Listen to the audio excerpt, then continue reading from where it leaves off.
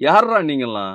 எங்கேருந்துடா இந்த மாரிலாம் கிளம்பி வரீங்க? ச்சை! ஒரு சிலர் நெனச்சா, கூச்சமே இல்லையா? அப்படின்னு கேட்க தோணுது. ரீசென்ட்டா ஒரு சீனியர் கிரிக்கெட்டர் அவருடைய ஒய்ஃபோட சேர்ந்து நிக்கிற ஒரு ஃபோட்டோ வெளில வந்தது. அந்த ஃபோட்டோக்கு கீழ கமெண்ட்ட போய் பார்த்தோம்னா, யோயோயோயோயோயோ!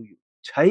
எவ்ளோ கேவலமா ஒரு சிலர் கமெண்ட் பண்ணியிருந்தாங்கன்னு நெனைக்கும்போது எரிச்சல் ஆயிருச்சு. இத்தனைக்கும் அந்த சீனியர் பிளேயர் நம்பளுக்காக அவ்ளோ விஷயங்கள் பண்ணியிருக்கிறாரு. நம்ம நாட்டுக்காக அவ்ளோ வின் பண்ணி குடுத்திருக்கிறாரு. அவர் ஒய்ஃபோட சேர்ந்து ஒரு ஃபோட்டோ வந்திருக்கு. உனக்கு புடிச்சா பாரு. புடிக்காட்டி போ. ஒருத்தருடைய லுக்ஸ பத்தி கமெண்ட் பண்றதுக்கு உங்களுக்கெல்லாம் யார் தைரியம் குடுத்தது? எப்படி அது மாரி பண்ணலாம்? Very worst. ஒரு சிலர் இந்த மாரி இருக்கிறாங்க. நெறைய நல்லவங்கலாம் இருக்கிறாங்க.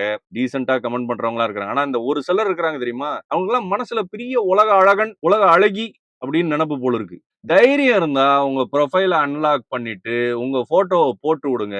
அது எவ்வளோ கமெண்ட் வருதுன்னு பார்க்கும்போது தான், அவங்க ஃபேமிலில இல்ல அவங்க ஃபிரெண்ட்ஸ் இதுலலாம் இந்த கமெண்ட் எல்லாம் பார்த்தாங்கன்னா, எவ்வளோ ஃபீல் பண்ணுவாங்க. யார் இந்த தைரியம் குடுத்தது ஒருத்தர ஹர்ட் பண்றதுக்கு? இன்டர்நெட்ல, சோசியல் மீடியால என்ன வேணாலும் போடலாம். யார பத்தி வேணாலும் கமெண்ட் பண்ணலாம். நம்ம ஃபேஸ் தெரியாது அப்படிங்கிறதுனாலல்ல. கமெண்ட் போட்டவங்கலாம் உங்கள நீங்களே கேவலமா நெனச்சுக்கோங்க.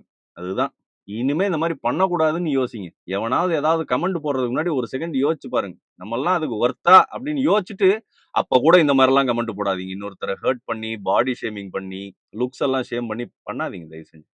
Very worst. நல்லது நினைச்சா நல்லதே நடக்கும்னு சொல்லுவாங்க. அடுத்தவங்களுக்கு நல்லது நினைச்சா நமக்கு இன்னும் ரொம்ப நல்லது நடக்கும்.